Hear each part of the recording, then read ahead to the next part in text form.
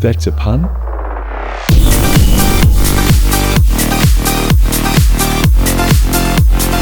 I've been lucky enough to be working with Viking since 2017.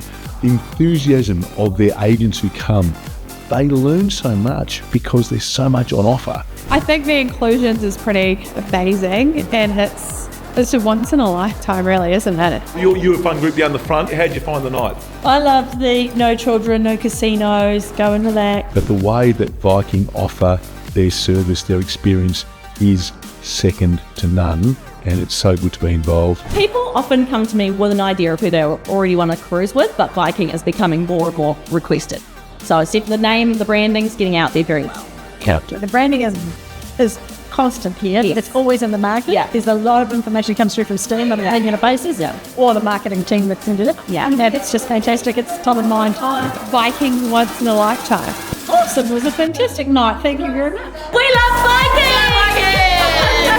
You were amazing. You were amazing, yes. If you are an agent and you haven't been to a VOR night, you should get on board. That's a pun. Get on board.